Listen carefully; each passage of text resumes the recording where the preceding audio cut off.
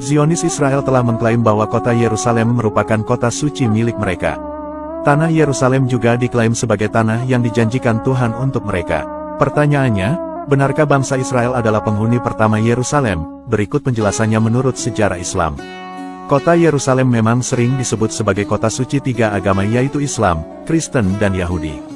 Menurut agama Islam, umat Islam tidak hanya memiliki kota suci Mekah dan Madinah saja, tetapi juga memiliki Baitul Maqdis di Yerusalem. Namun, jangan heran ketika umat Islam pergi ke Yerusalem harus berdampingan dengan umat Kristiani dan umat Yahudi.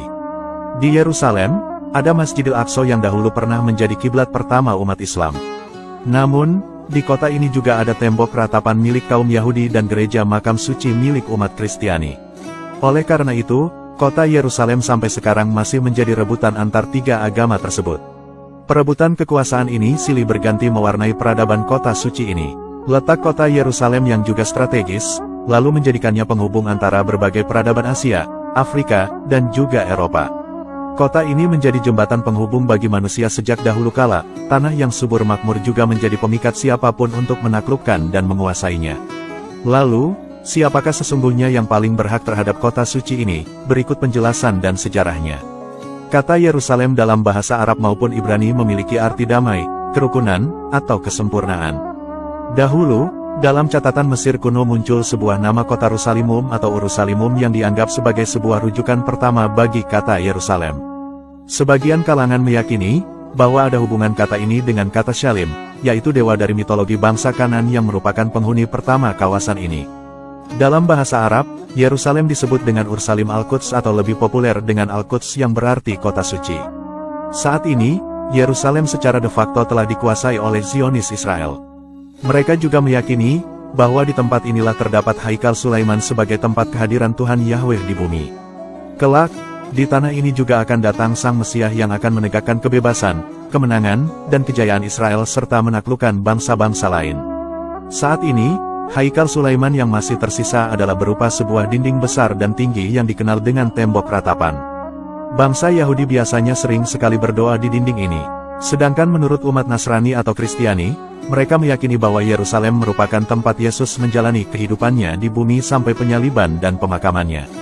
Tanah Yerusalem juga diyakini berhubungan dengan surga. Mereka juga meyakini kalau jenazah Yesus dibaringkan setelah disalib di Bukit Zaitun, dan diletakkan di sebuah bongkahan batu yang konon masih tersimpan di gereja makam suci.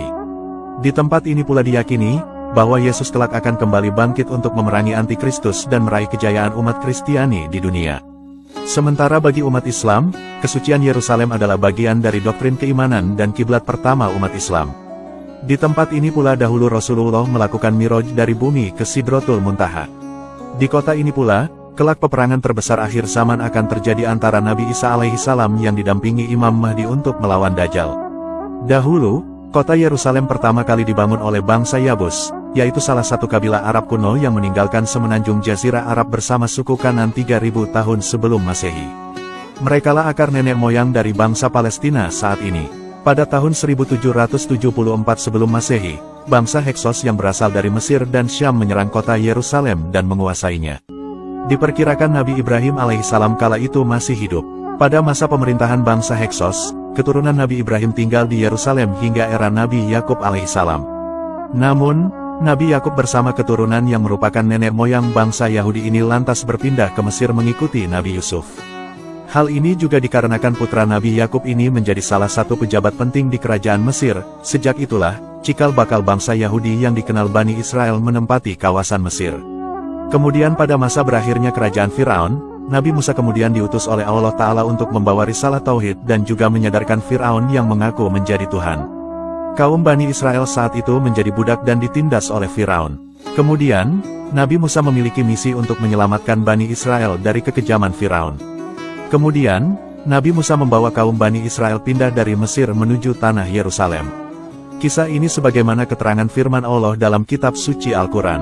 Dahulu, Nabi Musa pernah mengajak kaumnya, "Wahai kaumku, masuklah ke tanah suci Yerusalem yang telah ditentukan Allah bagimu, dan janganlah kamu lari ke belakang karena takut kepada musuh, maka kamu menjadi orang-orang yang merugi." Quran Surat Al-Maidah ayat 21. Namun, kaum Bani Israel menolak ajakan Nabi Musa karena takut menghadapi penguasa Yerusalem saat itu. Atas pembangkangan ini, Allah kemudian menghukum kaum Bani Israel dan mengharamkan Yerusalem sebagai tanah yang dijanjikan kepada mereka. Lalu, kaum Bani Israel lantas tersesat di padang gurun Sinai yang gersang selama 40 tahun.